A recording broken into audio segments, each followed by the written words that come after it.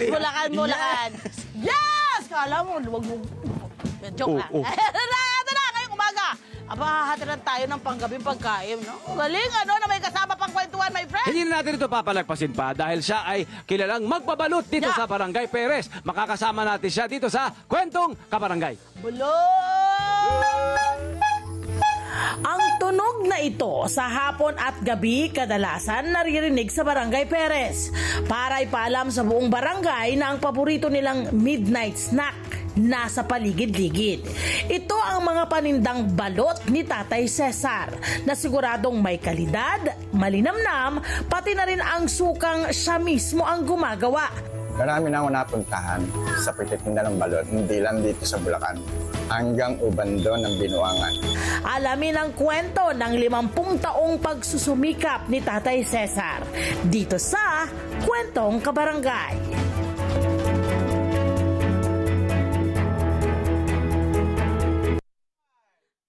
Magandang umaga po!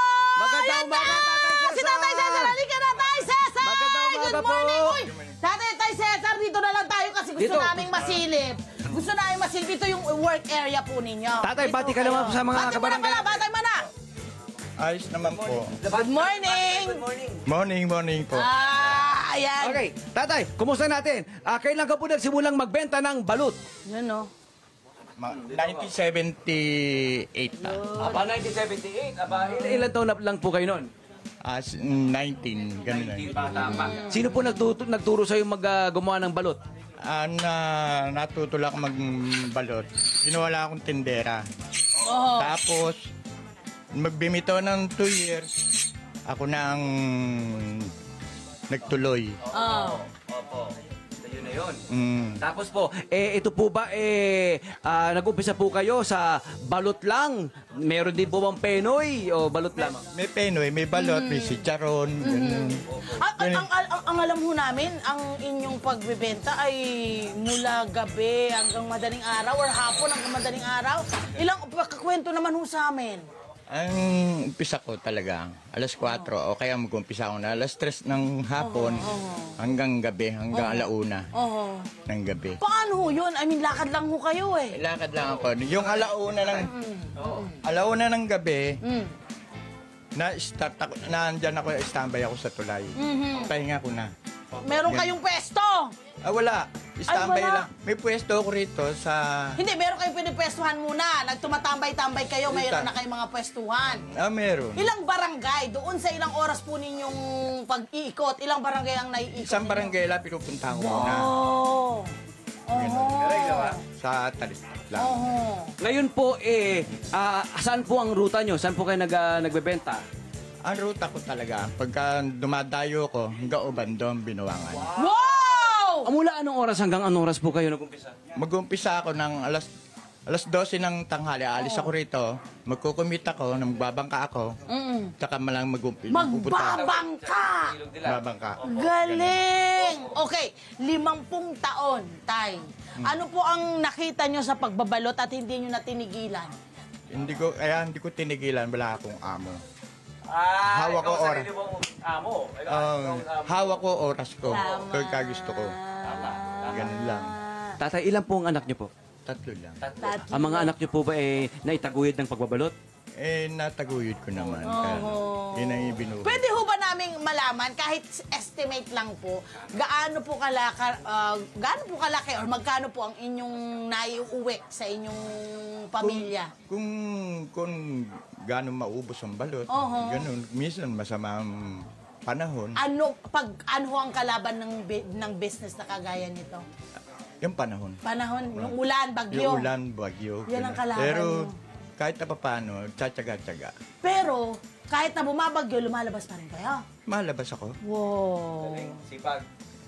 Tatay, ito po bang inyong pagbabalot dito nyo po ginagawa? Ito po ay sa ibang lugar pag ginagawa, pati ang penoy? Ay, mahango lang ako. Opo. Ako lang magluluto. Oo. Saan nyo po niluluto? Gusto natin malaman Ito yan. na. Sa mga kabataan, sa mga paano ba gawin itong mga... Ito po. Ito ang kanyang lutuan. Po. Yan lang. Dito, paano ang mga nilalagay niyo ho yan? Tubig? Paano? Tubig lang. Asin? Paano? Wala, hindi akong lalagay Tubig na. lang. Tubig lang siya. Papainit Na natural lang. Tapos, meron ka, naaral niyo na po kung gaano katagal lutuin yung balot, Oh, mga may ganyan. oras na yan. May oras na. Pagka kumukulo na, Oo. 10 minutes. Yun na yun. Yun na yun. Tapos, mahinang apoy, malakas yung May hinayang apoy niya. Hindi po pwedeng malakas gawa ng magpuputukan sa ilalim yan. Yun, no? Yun yung sinasabi ko. Ang balot, pag tinitignan natin, mga kabarangay, pare-pareho lang itsura, pati pong penoy. Paano nyo po nalalaman kung ano po ang bugok sa hindi? Ano yung quality nito? O-orderin mo yan eh. Hindi bibigay sa iyo ang balot nang hindi maayos. Oo. Kala ayos. Kung mayroon man diferensya, sasabihin ko sa kanila. Pwede mapalitan? Papalitan ko sila. Yun. Ano nyo po nalalaman kung may diferensya? Sa tingin pa lamang po? May amoy yun eh. Amoy. Sa amoy. May amoy. Okay. Tsaka maitim.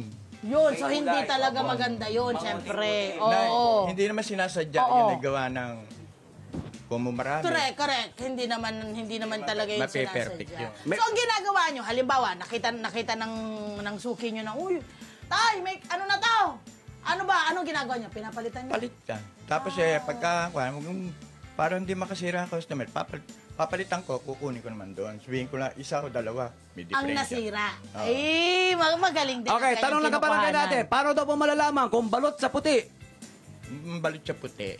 Yung sisiw, nakabalot Okay. ng sisiw. Okay. Hindi mamatong. Okay, hindi lumalab, kung ba hindi nakikita, Hindi kita. Oo, yun. Tay, sa ganito mga bentahan, mga negosyo, magkano po ba ang dapat natin puhunan sa panahon ngayon? Libo na rin ngayon sa panahon na ito. Mataas na rin eh. Mataas Hindi na ka mo. ngayon. Oh, hindi ka mo. Magkano kayo nung nagsimula lamang? 50 centimos. Tapos ngayon magkano na ang isang balot? Ngayon magkano na? 27. 27 pesos. Ang bentahan dito.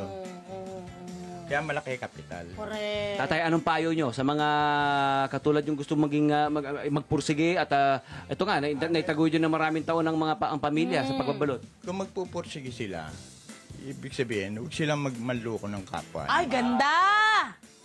Ang ganda Para nun. magtagal kayo. At ito pa, Kaya friend. Ito pa, friend. Kung dati, sumisigaw ka ng balot, Ngayon, busina lang. busina, ito.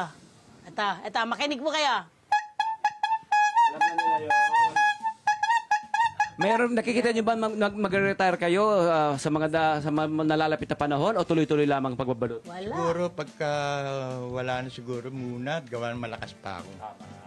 Hanggang nga yung tuhod lumalakad pa. Sa pagbabalot, di ba, tumitibay ang tuhod, di ba? Pero feeling ko, friend, dahil sa kalalakad niya, malakas si tatay kasi parang na-exercise ka na rin, tay. Ganun na nga, hinahanap ko na rin. Hinahanap mo na. Parang pag hindi ka naglakad, ay manghihina ka. Nasa bahay lang ako nagmalata ako. Ay, naku. Ayun na nga. Maraming Pero salamat. dahil hinay na. Alam mo na yan, ha? Hindi pwede. Hindi, kumakain siyang balot para malakas ang tuhod. Ew, hinay na. Hi! Sa mga naman, mga Kanet 25. This is Love Anyover po. For more love, Tunipet, and Arafang updates, just click the subscribe button and follow us on our Net25 social media pages at Net25 TV and Net25 Entertainment Facebook. See ya. I love ya.